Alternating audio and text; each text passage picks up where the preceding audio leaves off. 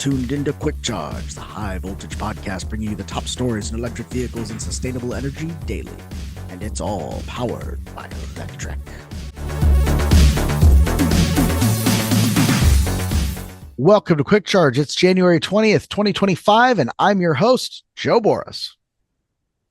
January 20th, of course, is Martin Luther King Day, and that is something that, as always, Apple is celebrating on its homepage. This is by Ben Lovejoy, my colleague over at our sister site, 9 to 5 Mac, and they're talking about how Apple, as usual, is celebrating Martin Luther King Day with quotes from the civil rights champion. And today's quote is, "The function of education is to teach one to think intensively and to think critically." So obviously something that we always want to celebrate, and of course something that I'm celebrating as well by not really working. I've got my kids, I've got my holiday. It's wonderful, and I'm definitely going to enjoy it. And to that end, I'm going to have a pre-recorded interview about this. This is a Southern Company announcement for a 6-month grid-enhancing EV fleet pilot program. Developed in partnership with Ford Pro, the Southern Company pilot will see more than 200 F-150 Lightning trucks incorporated into the utility's existing vehicle fleet. It will leverage pricing signals and demand response to evaluate the impact of cost-effective charging within a fleet environment while demonstrating the efficiency of using established charging depots.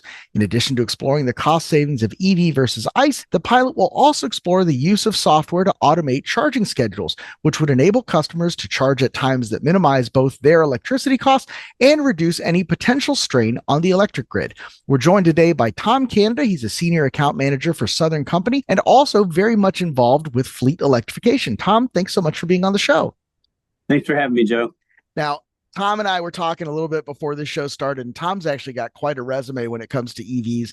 At one point, he was the liaison for the EPRI list, which is a sort of vetted product list that runs an ongoing specification of every EVSE home charger, public charger that's out there in terms of the hardware itself.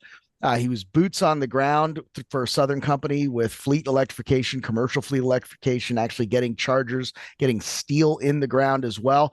And now you're running the fleet electrification project. Tom, I mean, it sounds like you are the right guy to have on this show.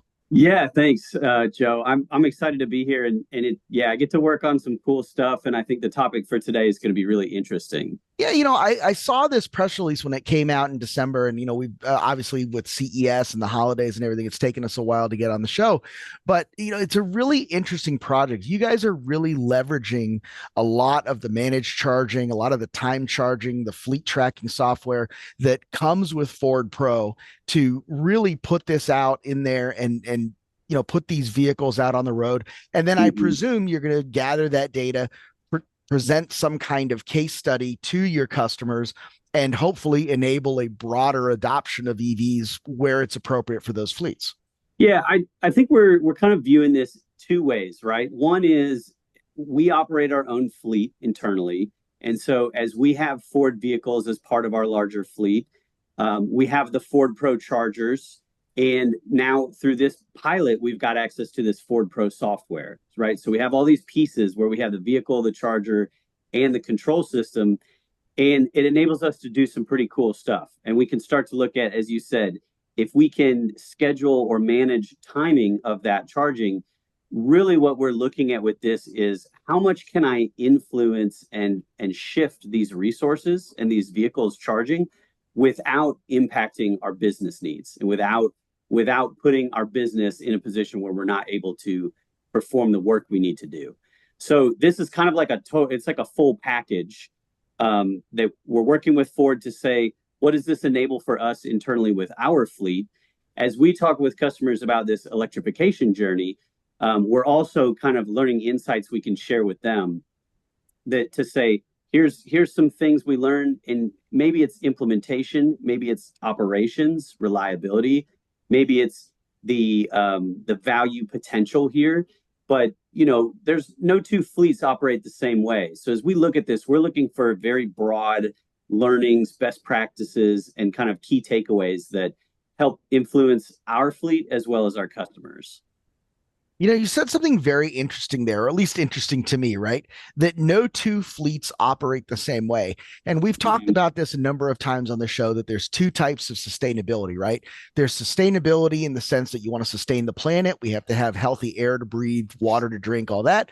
But there's also sustainability in the idea that we have to be able to keep doing business and continue to do the work, not only the work that we're doing today, but the work that we're going to be doing tomorrow as well. So I'm really kind of pleased to hear you say that and mention that. When you look at this pilot and you look at the different ways that you're operating this fleet, are you able to kind of do a one for one replacement on some of these EVs, or do they require you to approach the way that you schedule people and schedule your crews differently? Yeah, interesting question. And I would say where we're at right now, we're kind of evaluating where there are use cases that make sense, where we can take this vehicle and we can put it where maybe there was a gasoline or a diesel vehicle doing that job prior. Now we've got an electric vehicle in there. We're not necessarily changing the way that our drivers operate or the jobs that they're doing. We're connecting the needs for vehicles with the capabilities of these trucks.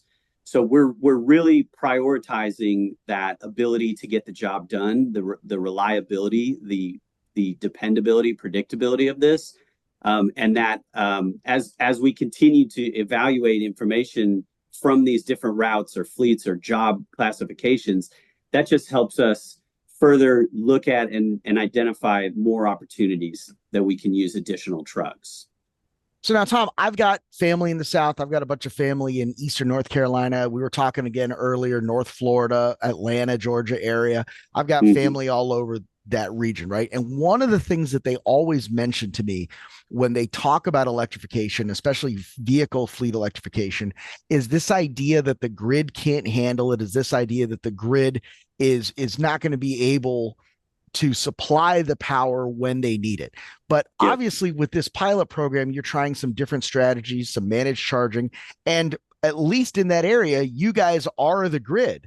So, Mm-hmm. how do you address questions like that or concerns like that? Do you think they're valid? Do you think that there's a solution forthcoming? How do you approach that when you have these conversations with the broader community?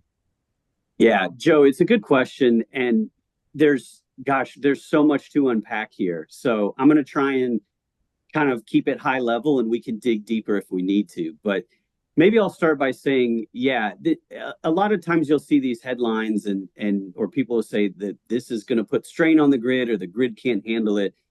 I think really what that points back to is if you look at how much generating capacity we have today on the grid and you say, here's how many vehicles are in the United States, and you can kind of run the numbers and say, this is how much energy it would take.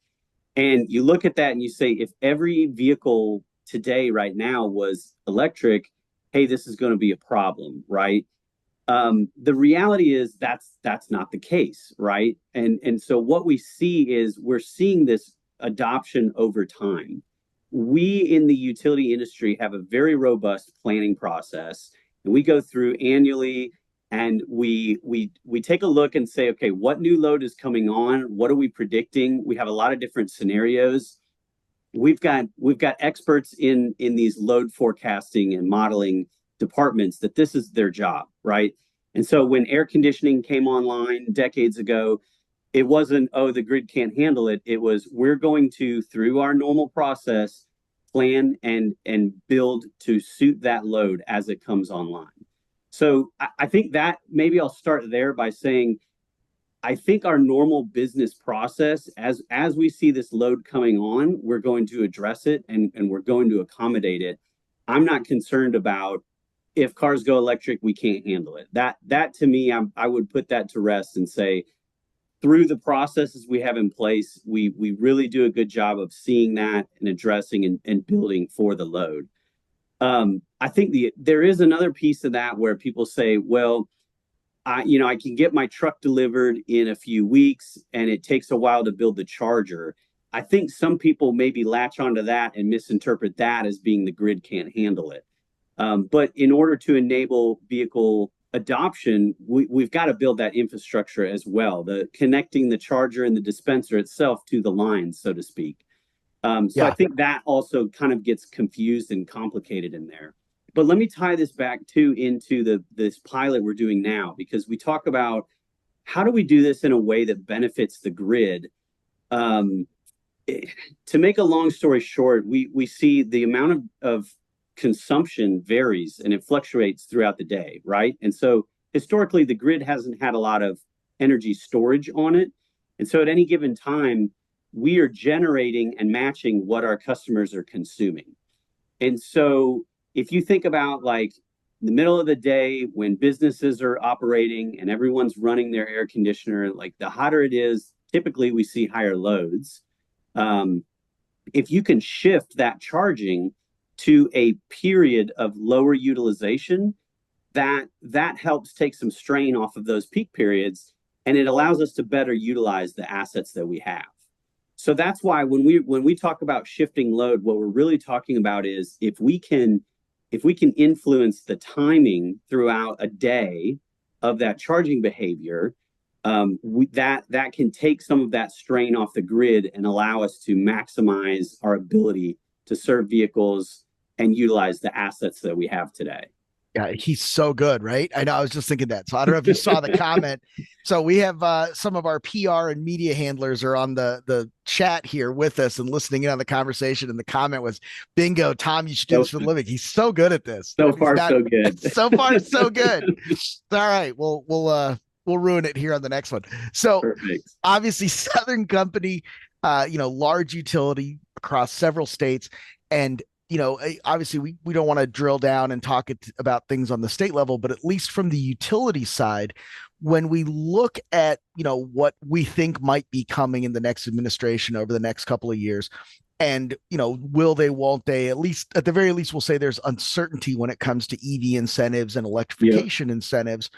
Do you feel like the utility is taking that upon themselves and taking a more active role in helping its customers that are interested in electrification to electrify now that the federal government is kind of going to be more hands off? Yeah. So maybe what I'll say on that one, Joe, Southern Company's got this great culture of innovation, and we have been engaged in this electrification space and really looking at building the future of energy for a long time now, right? So across administrations, across the political spectrum, we kind of view it as we've got a commitment to our customers, and as we see the needs of our customers and expectations of our customers changing, our goal is to be there to serve them clean, affordable, reliable, safe electricity and fuel energy, if you will. So when we think about like what's going on with some of the uncertainty and what does the future look like, I'll share. Southern Company has a publicly announced 2050 net zero carbon goal as part of our emissions and sustainability goals. So I think what you're going to see is that isn't necessarily going away. That's not going to change, and that's not influenced by any one administration. That's kind of our long term. This is the vision. This is what we're working towards. And so on that pathway, we're looking at how do we do this for our business, and how do we support our customers as they increasingly are working towards their own net zero or sustainability goals. Yeah, that's a great answer, Tom. I know we're coming to the end of our time commitment here. I want to be respectful of that. So, for people who want to find out more about the work Southern Company is doing, want to find out more about these pilot programs and follow along to see the end results, what's the best way for them to do that? Obviously, TikTok is going away in a couple of days, so that whole dance channel that you guys put together is going to be gone. Where should we go from here on out?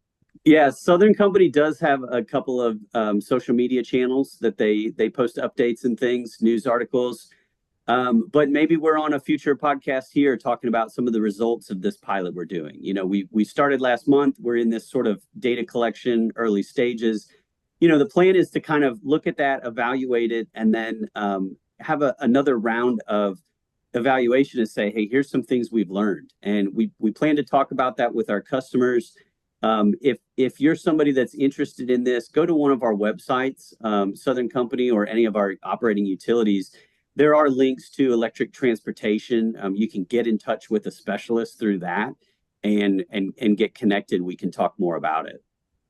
That's great stuff, Tom. Now, I offer this question to a bunch of my guests, and I think you're probably a smart guy. You're going to have a good answer for me. If I was a good interviewer and had done proper research, what is a question I could ask you that you and Southern Company have a really good answer for? Man, I gotta say, honestly, I went through a whole list of things to prepare for, and that was not a question I was expecting from you. So there's so many things we could go through and talk about. I might ask you, what's the biggest thing you're hoping to learn from this, right? Why the pilot with Ford Pro? What's the one thing you're hoping to learn, and do you have a inclination of what the results might look like? Yeah, so I'm actually really curious about this because where I live in Chicago and in that area, everything is very densely packed. So Hmm. even if you're talking about, a large customer, a large delivery fleet that maybe has a driving route, 100 miles, 120 miles is really the upper limits of that. And you can have, because we do have a more robust DC fast charging infrastructure out here, you can have a scenario where you're asking your drivers to plug in for 30 minutes while they do their bathroom break or whatever it is they need to do and Hmm. recharge it. So you can get two full cycles of a battery, kind of with something like an E-Transit or an F-150 Lightning. So in my memories of the South, which are from my youth, I remember stuff being further away, right? Like if you're going to hop in the car and go to Walmart, you're going 15, 20 miles. And I think the delivery routes and the truck routes, and especially for the utility, you're covering a much larger area with much fewer vehicles per mile of area being covered, Sure. right? So I'm really curious to see if you think that's going to influence the results of this. If you're looking at this saying, well, maybe the results are going to be that we can electrify 20% of our fleet when our goal was 50, or maybe it's going to be 30% of my fleet when our goal was 100%. So I'm curious to see how that's going to play out. And I'm wondering if you guys, man, I probably shouldn't talk about this horrific gambling problem that I have on the air, but I wonder if you guys are running an over under on that and how I can get in on the over under.